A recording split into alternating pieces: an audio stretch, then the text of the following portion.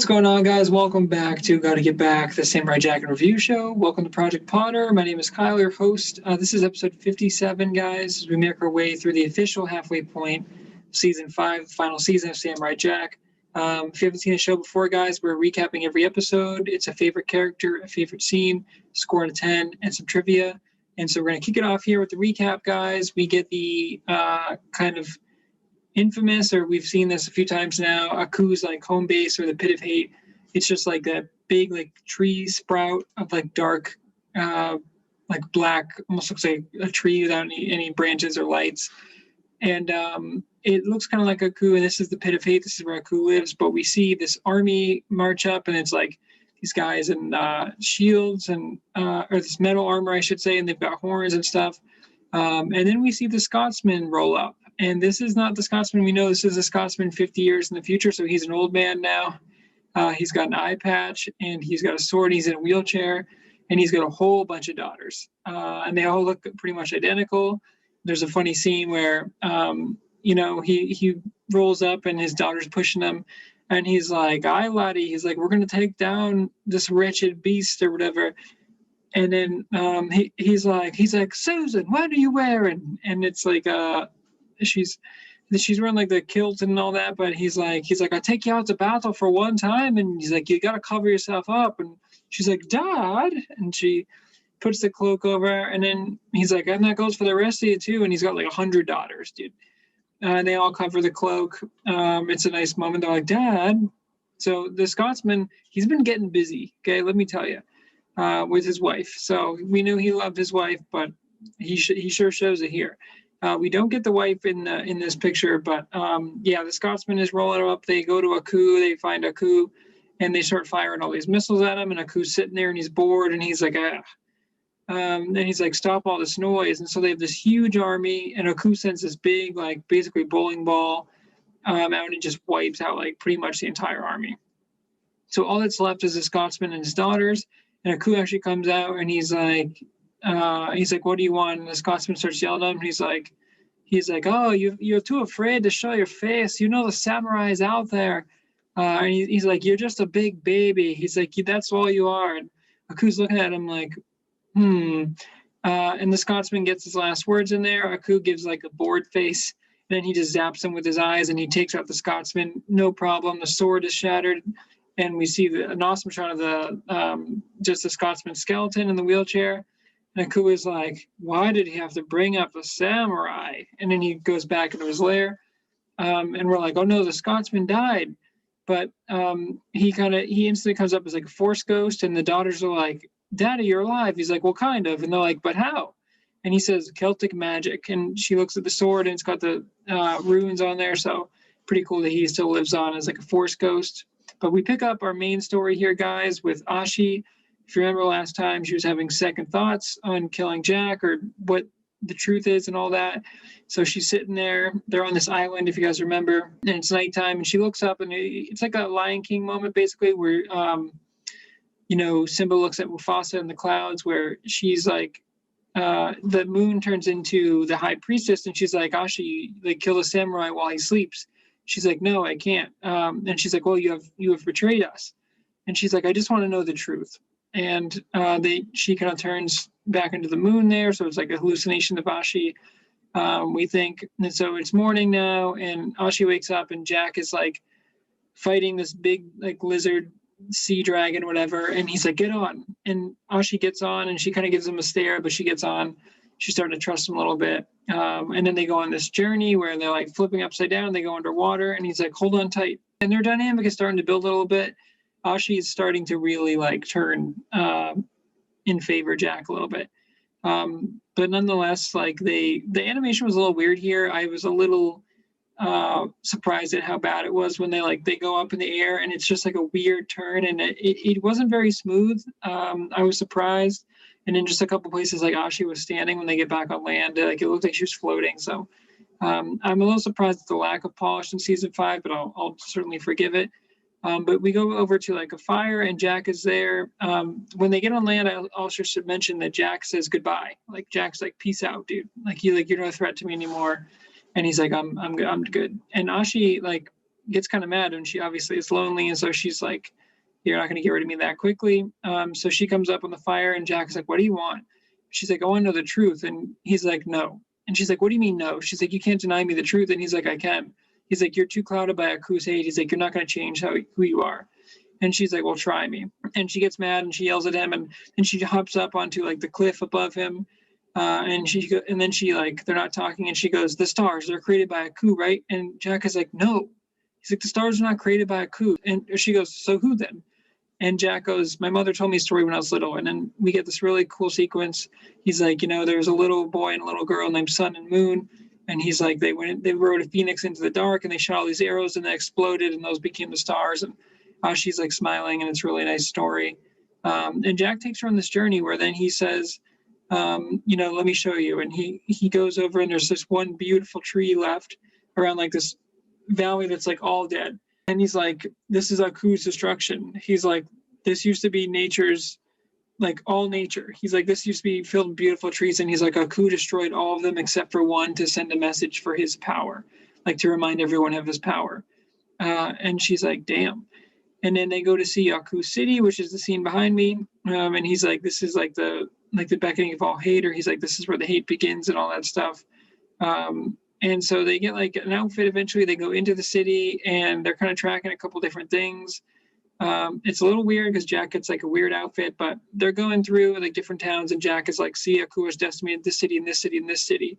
And now she's starting to see the truth, where she's like, "Wow, this is depressing." So they find like this blue, like furry creature, and who's still left, and they're like, "Jack, Samurai Jack, you have returned." And they're like, "Hey, you need to save us from Aku," or whatever. They're like, "They took the children," and Ashi's like, "Oh my god." And Jack is like, "Yeah, it do be like that. Like that's what I'm trying to tell you, dude." This reminds me of obviously like the music episode where they were controlling the kids by the music.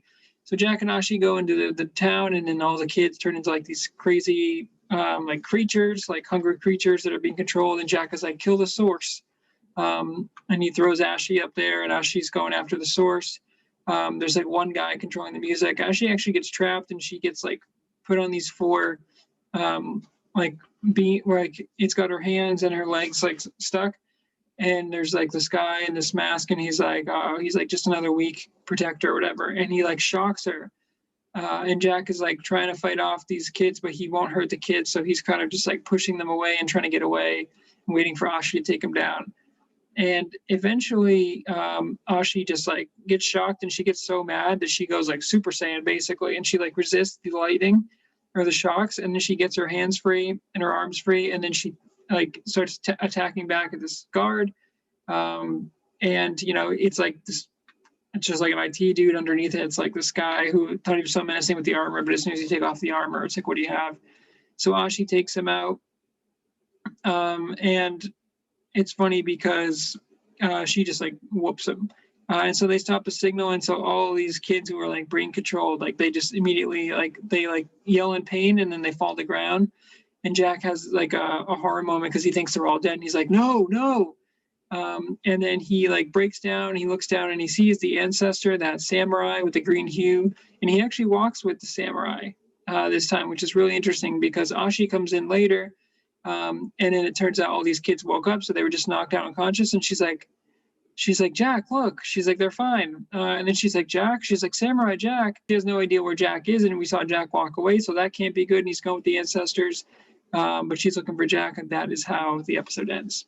Okay, guys, magic sword for this one. It's the Scotsman, dude. To see him ride in as one last hurrah in his living form was great, where he just like goes up against Aku against overwhelming odds, and he knows that he's going to die probably, or something bad is going to happen. He doesn't care.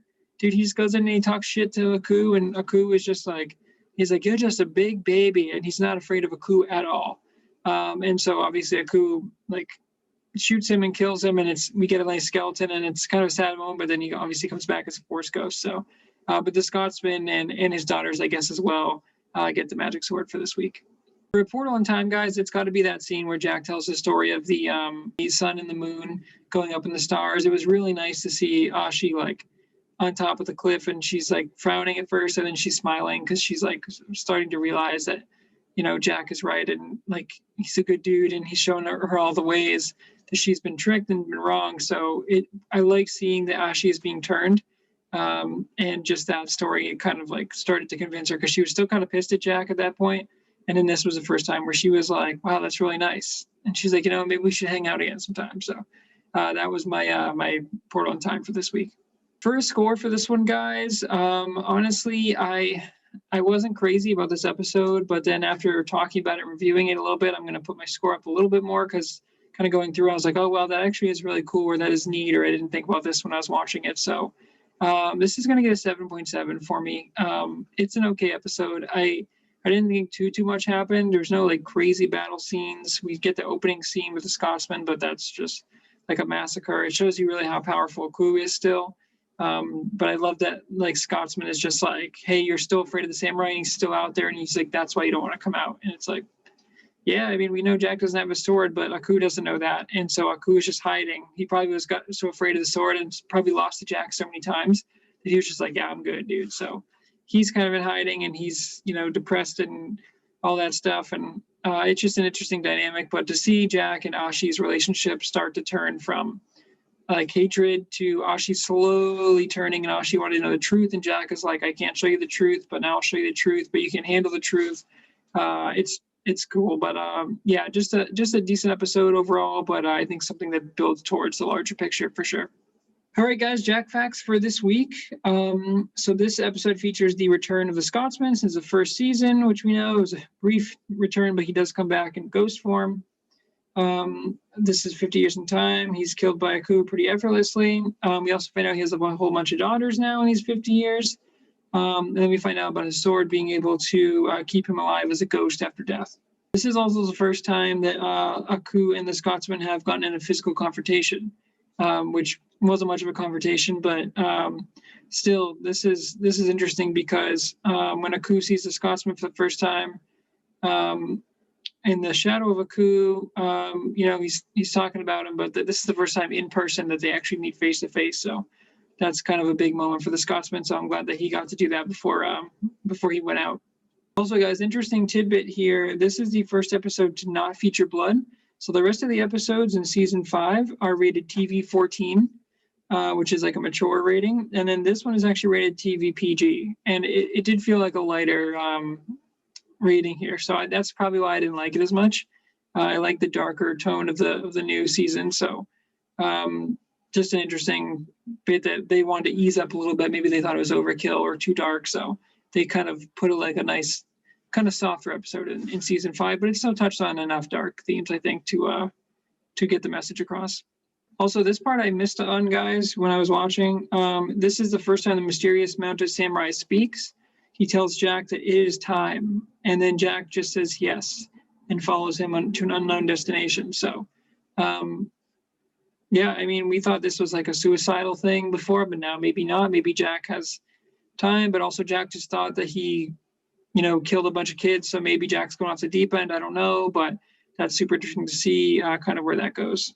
Also, this is similar to the episode Jack and the Baby, which is the season 4 finale, where Jack tells the story to Ashi, similar to the one that was told by his mother to put the baby to sleep. So interesting connection there that I did not really pick up on. Also, the Scotsman death here sort of resembles Obi-Wan Kenobi's death in episode 4, New Hope, in that he taunts Aku, just as Obi-Wan did with Darth Vader before bravely accepting his imminent demise.